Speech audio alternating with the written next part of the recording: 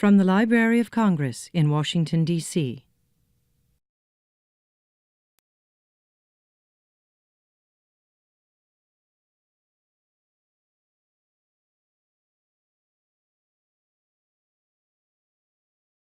So let's begin.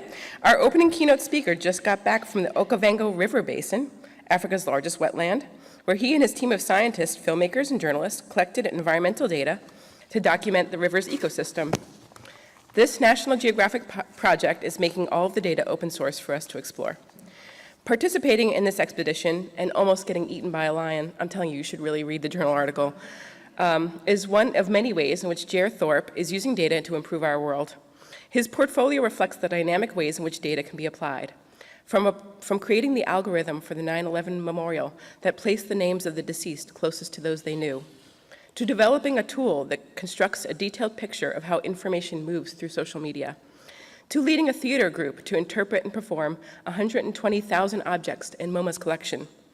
These projects demonstrate how Jer is changing the public's perception of data from cold, remote, and sterile to interesting, relevant, and vibrant.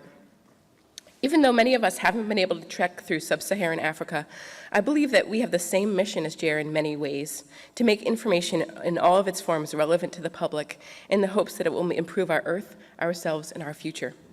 Please welcome award-winning data artist, co-founder of the Office for Creative Research, 2013 National Geographic Emerging Explorer, and adjunct professor at New York University's Interactive Telecommunications Program, Jer Thorp.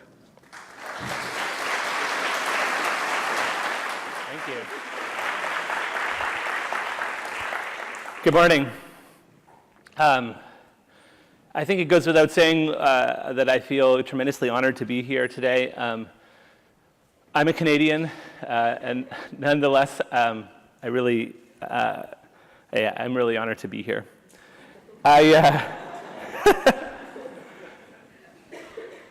I came up with this entire talk to give this morning. I run a studio called the Office for Creative Research, and we do a lot of work surrounding collections. And so I put together a talk which was specifically about our work around collections, although, as was just mentioned, we do a lot of very different things. I was almost finished with the talk when I read the program for the event, when I found out that the talk that I was actually going to give was called Data and Humans, A Love Story, which is a title that I didn't make up. And so I thought, okay, I'll do this talk instead. And what will this talk be? Well, obviously this talk is going to be about data and humans. And to start to talk about data and humans, we must begin, I think, with data. There's an artifact of our understanding of data which many of you have seen before, which is this pyramid. And it describes a kind of progression from data at the bottom upwards towards wisdom.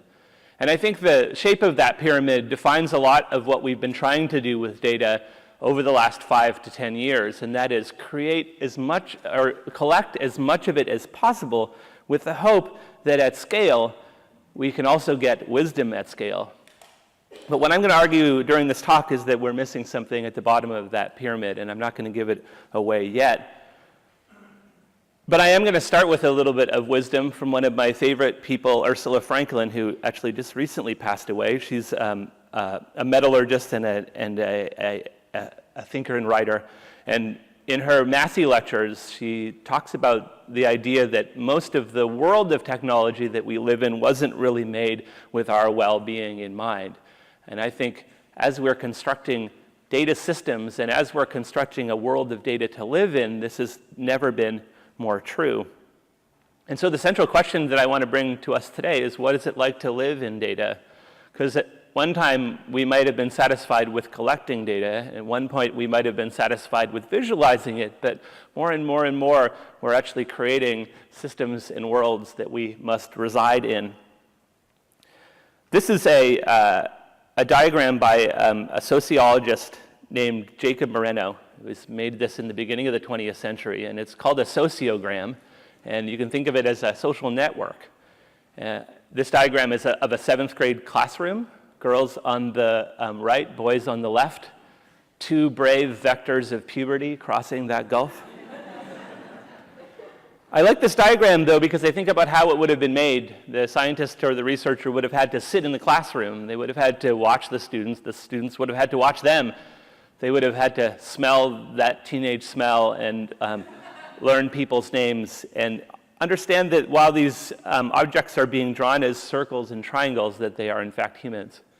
How would we do something like this today? Well, we might do it like a university, or a research group rather, in Cambridge, Massachusetts did, where they used the Twitter API. They pulled 600,000 tweets from the New York area, and they ran them through something called sentiment analysis. And sentiment analysis attempts to decide which tweets are sad or angry or happy, so on and so on.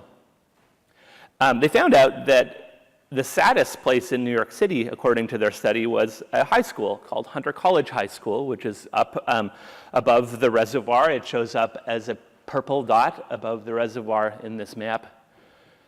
And I think a lot about what it must have been like to be those students. This was a September day, and the day before you were not the saddest school in Manhattan, but the day of you were the saddest school in Manhattan. And I often think about what it was like to be in high school, and I can only imagine how weird of a day that must have been for these students to arrive in class. I don't think the researchers were thinking about that because they didn't, I don't think, understand these data points as humans, but instead as returns from an API. And this story I've become obsessed with partly because they made a big mistake. Their algorithm that they used to locate the tweets was wrong, and so it wasn't actually this high school, but it was somewhere else nearby that they had determined to be the saddest point in Manhattan. And I actually went and visited the vice principal of this high school because I was so interested in this, and I asked her, I said, what was the mood in the students like that first day that this was published? And then she said, nobody cared. I was like, wow, that's interesting. Why did nobody care? And they said, well, we knew it was wrong because high school students don't use Twitter. We know that they're not allowed to use social media. We know they are using it, but Twitter is for old people, and nobody in our high school uses it, which is kind of amazing, right? Like, these guys had gone and published this study based on a premise which was just false from the beginning. And I think this example highlights a lot of our problems. This amazing ability we have to harvest and collect more data has to be balanced with the idea that the mechanisms we use to do so are bringing us further away from the people that we were engaged with in the beginning. So what is it like to live in data? It sucks. And I don't mean that only in the pejorative. I also mean that it's like a gigantic vacuum cleaner. We are the subject of extraction, right? The word collection is in the title of today's event, and the word collection or the word gathering are these kind of neat and polite ways to describe something, which I think is a little more violent. We're scraping and abstracting and mining data from individuals. A few years ago, actually in 2009, I became a little bit obsessed with these tweets that people would write when they landed at airports. So you weren't allowed to do it at the time, but people still would. They would tweet as soon as they landed, and I just pulled a few from the feed this morning. These are quotidian statements. There's nothing particularly exciting here, although they are little glimpses into somebody's life. But what they also are data points, because I know where they've just landed, and I know from their profile where they live. We could reconstruct a system from just those tweets, which is a kind of simulation of air travel. And this actually came out of a discussion with a friend of mine who's an epidemiologist. And epidemiologists are always looking for ways to model human travel, and we thought maybe we could model them based on these weird, kind of thinly veiled show-off tweets that people were making as they landed on the tarmac. The sister project of this, which I made a week later, is called Good Morning. This is everybody on Twitter in 2009 saying good morning. And you can see the wave travel around the world. Green dots are people who get up early. Red dots are people who get up late. I'll let you see the East Coast and the West Coast, and you can make your decision as to which one is lazier than the other. There's nothing exciting happening here, but there was something really captivating for me about being able to construct something from nothing and to do it at scale. And I wasn't the only one. You know, advertisers were very excited about this potential, that we could scrape up data from people and put it together into stories. In 2011, a couple of researchers discovered that Apple was storing all of your location data, and it was storing it unsecurely on your device. What that meant is that anybody who knew where to look could find a file that would say exactly where you had been since you owned your phone. I don't really have to think about that for very long to understand the privacy concerns here. But a group of people that I was working with at the New York Times lab at the time, Matt Baji, Jake Porway, Brian House, and I decided, wow, what an opportunity. There's all this data. Let's get as much of it as we can. And so we started a project called OpenPaths, and you can still find it at openpaths.cc. And the way that it works today is that you install an app on your phone. That app collects data about your location, but it stores it securely, and only you have access to it. There's an additional thing that you can do as well, which is that you can share this data with researchers for whom this type of data is kind of gold. Right? Location data is really, really exciting for epidemiologists to study disaster response, for urban planners. But almost all of this data is held by a couple of private entities, and to get that data is very difficult. So our idea was, can we make a collective tool so that people could visualize this data, they could understand what's going on in their world, but they could also share this with researchers. So this is what the interface looks like. You can go and look at your data and kind of see where you've been and the patterns of your travel and so on and so on. It's pretty simple. But for us, it was an experiment in something. It was an experiment in data ownership. What happens when we give people ownership of their data? And in this case, they really do have ownership. If I wanted to look up your data on OpenPaths, I run the server, I did for a while. I can't do it. It's encoded on our server, it's encrypted on our server. Only you can find it. And the idea was that maybe this experience of data ownership would foster a kind of personal relationship with data, which I think we're pretty far away from right now, right? I think when I say this phrase to people, they're like, what are you talking about? But there is a lot of personal information in this data. This is a graphic by Brian House, and it shows what he calls his meaningful locations. And this is just derived from the data, and the data knows where he lives, where his girlfriend lived at the time, where he practiced with his band. These pieces of meaning are encoded in this data just by the nature of it. I did something a little bit different with my data. These are little arrows, and they're the direction that I was traveling in. And this reads like a clock on its side. So over on the left here is the beginning of the day. That's me going to work. At the time I went northwest to work. And then that's lunch up at the top, and then down at the bottom. I just moved to New York. I never went home, so that's kind of me going all over New York. And there might be some stumbly bits there in the end, in the very late evening. But the idea of this was, could we make an artifact that people would put up on their wall? I had this dream that someone would put this up on their wall above their bed. And before they went to bed at night, they would look up at it and say, "Good night, data." It's weird, right? And it's weird because this is what this data looks like. This is one data point, another data point, another data point. I moved to New York City after living in Vancouver, Canada for my whole life. Or for most of my life, and this is the moment I stepped off the plane at LaGuardia Airport. It's kind of the beginning of a new chapter in my life. The second data point is that night I had this crisp glass of Riesling up at this Thai restaurant on Amsterdam Avenue, and I would have forgotten entirely about it if it weren't for this data point.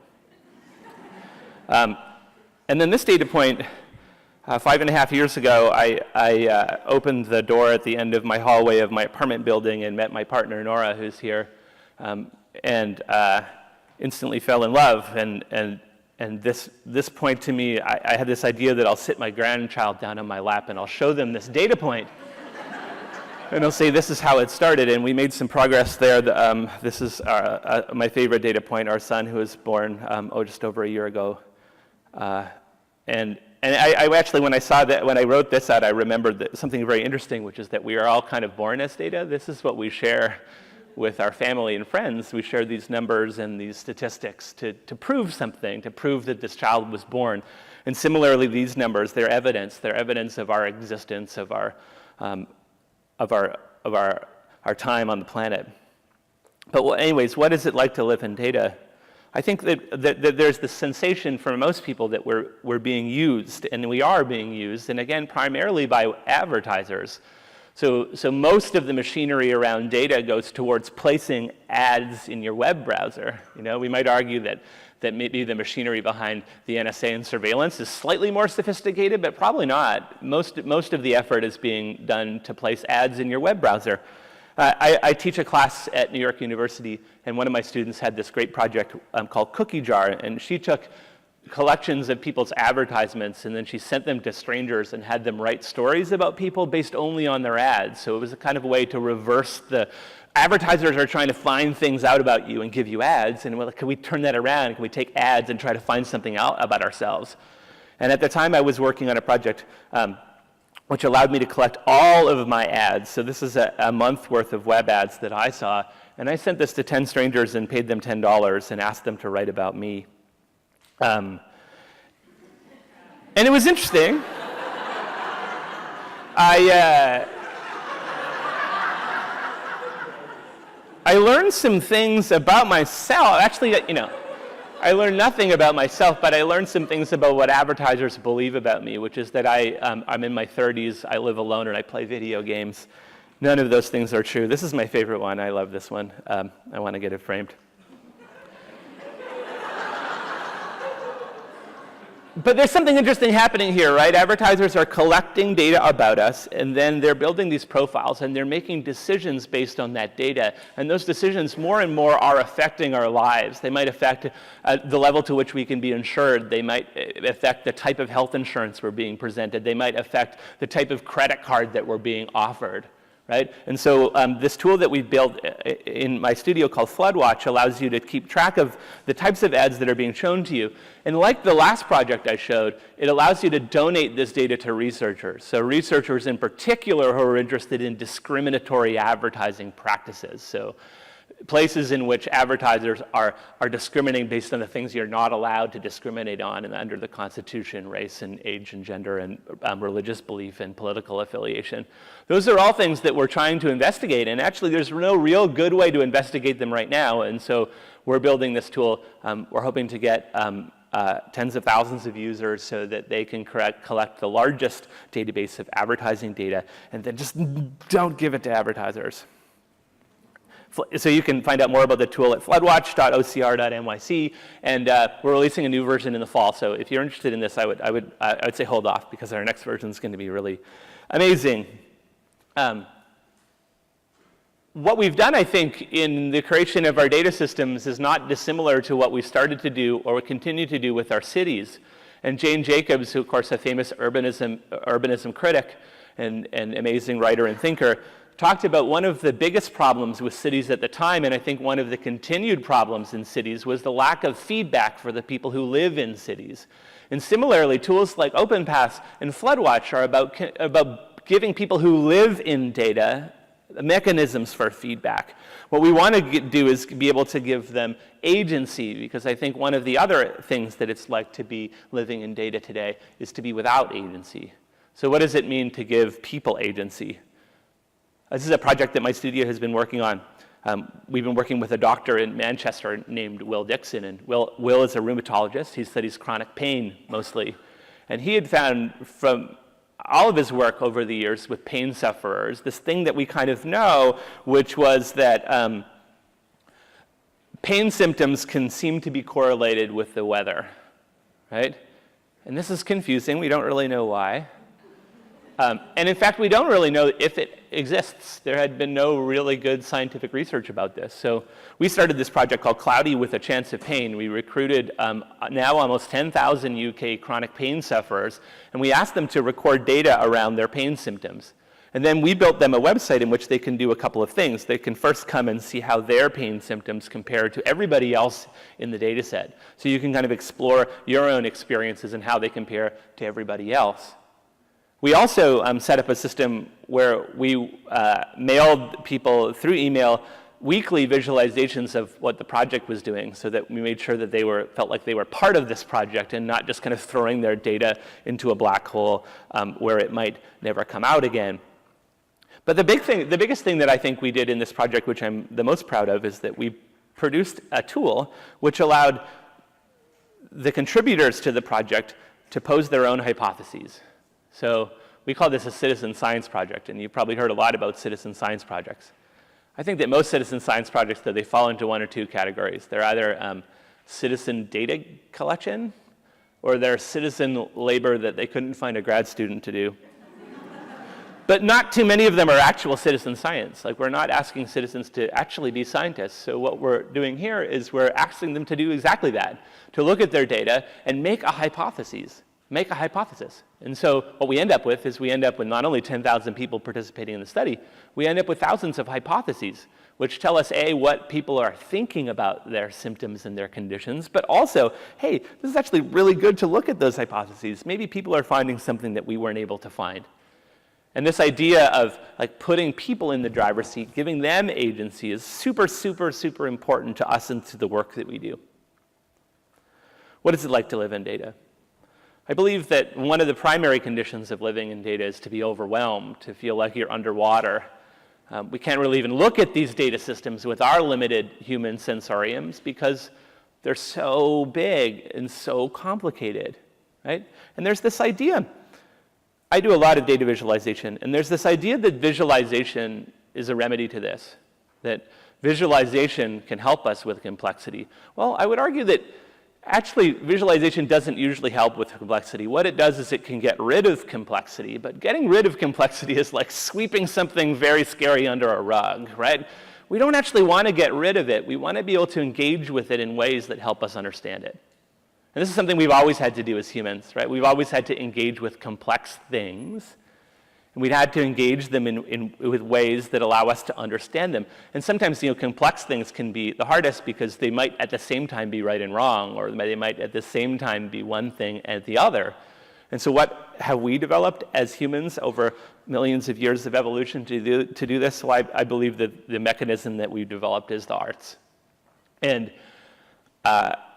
we do a lot of projects that try to counter this very appealing approach to use visualization. So, for example, this is a map. Yeah, it's a map. This is all of the hotels in the world. There's 500,000 hotels in this data set, and each one of them shows as a little white dot. If I wanted to explain to people what hotels look like from space, this is useful. If I want to explain to people what hotels are actually like, this is not useful at all.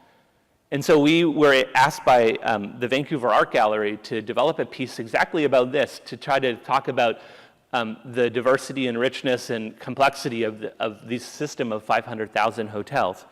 And so instead of turning to visualization, we turned to narrative.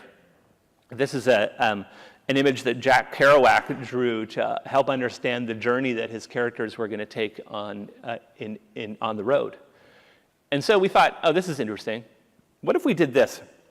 What if we took hundreds of characters from fictional novels and dropped them into today's world and told them that they would travel the same route that they traveled in their books or in the novels, and they had to stay at a hotel?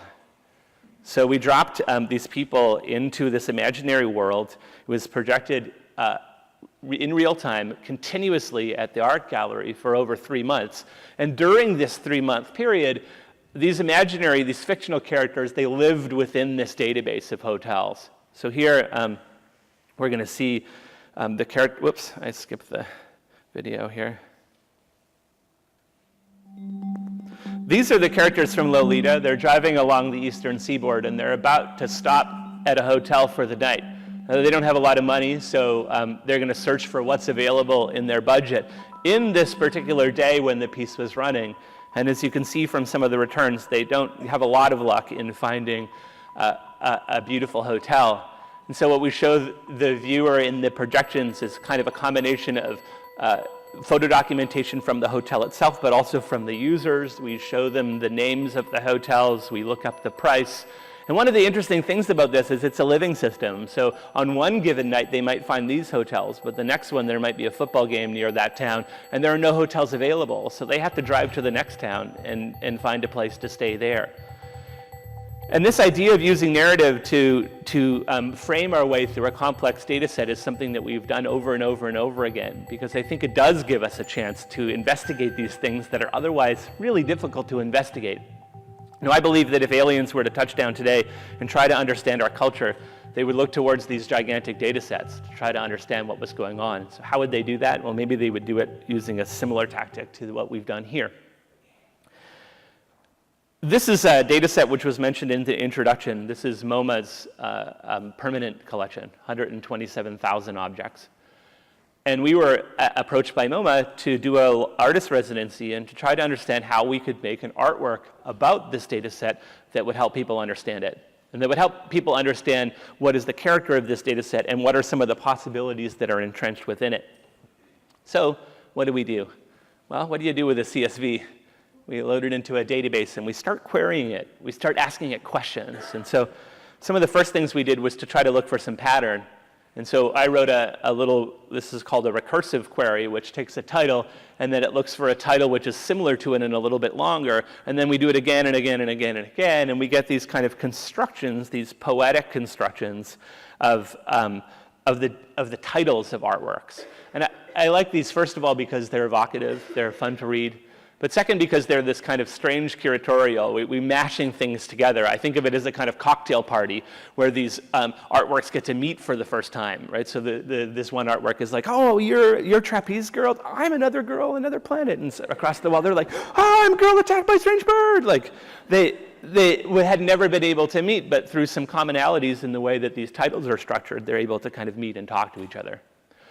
I meant to give this warning at the beginning of the talk, and that is that there is some obscene language in this talk, and it's coming up, not in this slide, but the next one.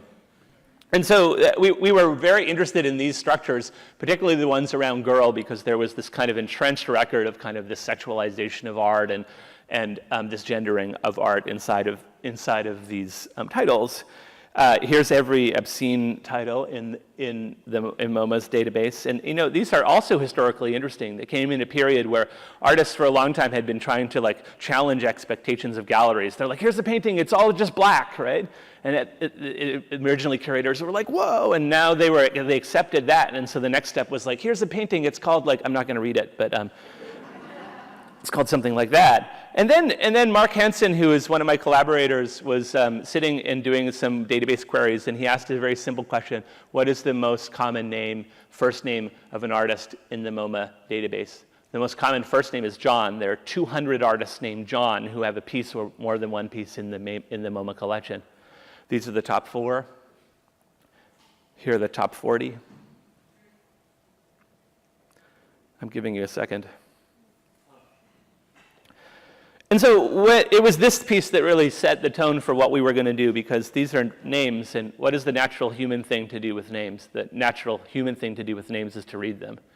And so we'd worked in the past with this experimental theater group called the Elevator Repair Service, and we decided that we would perform the database. And so for 40-minute performances, we did 8 of them. These actors would essentially read the database in the gallery, but they would do it in a way that was quite performative. So I'm going to play you a section of this. Again, there's some obscene language. And it's actually the performing of this data set that I'm just showing you right now. No title, the world. The sequel, shut the up. I shit crystals for you, David. John. Woo. John William Carr. The bad John habit. Whitney Sr. Ass picking, John Waters. food eating, John head Wallace. shrinking, John Walker. social climbing. John Timothy. John Thompson. Shut the Tarkowski. John The Sturgeon. sequel, John Steve. shut Sloan. John Sennhauser. Shot. John Sales. John Salt. John R. Morgan. John Riley. John Piper. John Pilson. John Pemberton. John Paul Jones. John Opera. John Newman. Newsom. John Mills. John McVicker. John in the Levy. morning. Untitled. Robert. People squeeze between duh. Nazi. David. I crystals for you, David. Paul. Richard. William. Peter. Charles. Michael. James, George, Jean, So we show the Hans. names of every artist in the database during this piece. Thomas, Walter, Edward, Jan, Joseph, Martin, Mark, Jose, Louis, Frank, Otto, Max, Stephen, Jack, Henry, Henri, Alfred, Alexander, Carl, Andre, Harry, Roger, Pierre, Mary, Daniel, Carl, Philip, Juan, Bob, Arthur, Albert, Christian, Bruce, Jim, Bill, Tom, Fritz, Victor, Bernard, Antonio, Alex, Roberto, Mario, Joan, Barbara, Werner, Tony, Maria, Marcel, Jonathan, Boris, Alan, Susan, Maurice, Mark, Ken, Kenneth, Ken, Joseph, Herbert, Ernst, Eric, Donald, Anthony, Sam, Nikolai, Nancy, Luis, Jacques, Francis, Dan, Chris, Christopher, Chris, Alexander, Vladimir, Lee, Larry, Joe, Franz, Carlos, Ben, Stephen, Stanley, Renee, Ivan, Georg, George, Georg, Elizabeth, Wolfgang, Norman, Keith, Dennis, Anne, Tim, Terry, Rudolph, Ralph, Leo, Jules, Herman, Frederick, Fernando, Ernest, Ed, Douglas, Don, Anna, Adam, Steve, Raymond, Patrick, Nicholas, Matthew, Lawrence, Jorge, Johannes, Joel, Jane, Hugo, Gordon, Gerald, Gary, Fred, Francisco, Eugene, Emilio, Carlo, Bruno, Adolf, Roman, Raphael, Paolo, Oscar, Miguel, Michelle, Marcus. Julia, And part of this was a response to try to understand how can we act against people's expectations for what they're going to receive from data. But really it was an opportunity to present the data in what I thought was one of the most engaging possible ways, to have it read and to have it performed. And again, these mechanisms, these things like performance, they're built for these types of things, to be able to present complex issues to people in ways that don't give them a prescribed answer, but instead give them a set of questions that they might leave with. This is Manchester, where we did that Cloudy with a Chance of Pain project that I mentioned before. And I want to show you one other project which talks also about unusual ways to show data. We took some of the data from that study, actually all the people from Manchester, and we constructed a 60-foot-long, essentially bar graph, a histogram, that people could walk under and see the data and help to sort of guess whether it's correlated to certain weather conditions. And what I loved about this is that how often do you get to experience data as a collective, like as a family or as a class or as a group? I think that our methods for examining data, typically through a computer or maybe through a phone, are really meant for one person, whereas the problems that we're dealing with that data is encoded in or data is involved in really do require us to deal with those things as a group. And this also gave me a new metric for a successful project, which is that any successful project we do involving data has to be able to fit an entire marching band underneath it. And we use the word public a lot when we talk about data, but I would argue that most of our engagements with data are inherently not public. I said this before, but they're public in the way the White House is public and not public in the way the library is public. They're public in that we're told it's for us, but we can't really go in. We don't have the tools or the access to do so. And so how do we make public data more like libraries? And I would argue that it is about understanding this collective experience.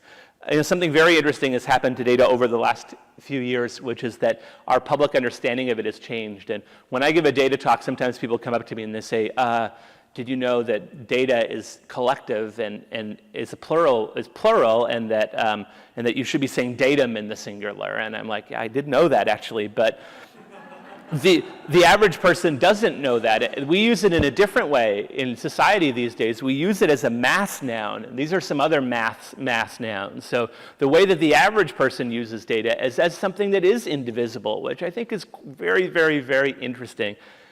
I had the great opportunity to work with the poet and photographer and author Teju Cole, and we built this project called Time of the Game together.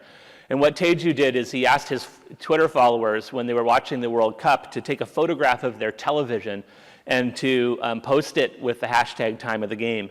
And we pulled thousands and thousands of these images, and we ran them through an algorithm which automatically centered the television so they were exactly on top of one another, to try to give this idea that there was this collective experience happening at the same time around the World Cup.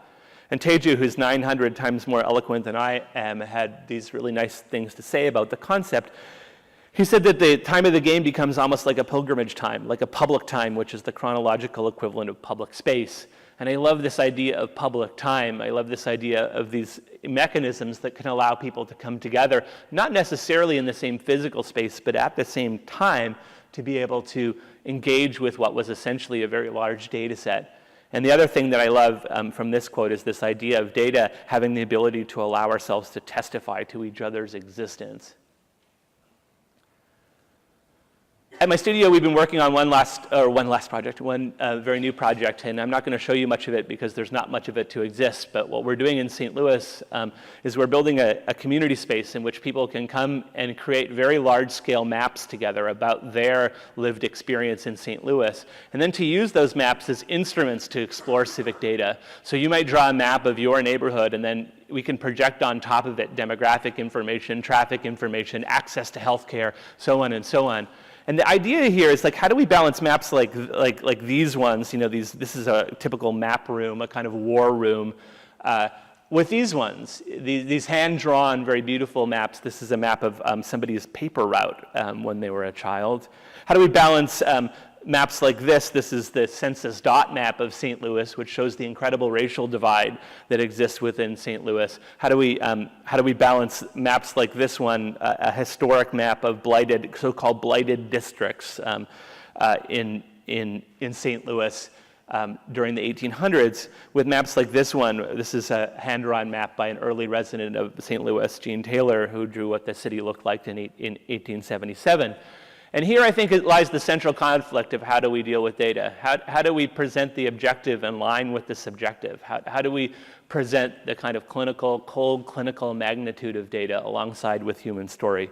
And I don't think I have an answer for you, but I was doing some research around this project, and I stumbled upon this phrase called geosophy, which is the opposite, maybe not the opposite, but a pair to geography. Whereas geography is about what the world, quote unquote, actually looks like, geosophy is the study of the world as people conceive of it and imagine it. And I love this idea that we might move away from using data as this purely objective thing, and instead as a data to understand knowledge from any or all points of view. J.K. Wright, who came up with this idea, writes about how geosophy is really this idea of geography, but geography for everyone. And in tandem for this, I want us to consider, what does data look like if data were for everyone? What is it like to live in data? It's to be used, it's to be without agency, it's to be overwhelmed by complexity. What if we were to turn that around and leave this so-called big data behind and instead enter an era of data humanism, where we might first design data systems for the well-being of the people from whom it was taken? We might, wherever possible, provide mechanisms for feedback. We might honor the complexity of individual and community realities. Right? We might create real and functioning data publics. You know, everybody in this room, in some case, I think is a data professional in some weird way. And I think it's up to us to build these worlds. You know, I've been thinking about this mostly because I have a 13-month-old son who has to live in this new world of data that we're all collectively creating. And I hope that if we consider these things, and we primarily do this, we put another layer of wisdom at the bottom before we go about our endeavor of collecting data to make sure that these structures that we build are livable. And if we do that, maybe the answers are different. What is it like to live in data, to be empowered? to be engaged, to be equal, to be given new ways of seeing, to be given new ways of being, and maybe most importantly, to be at home. Thank you.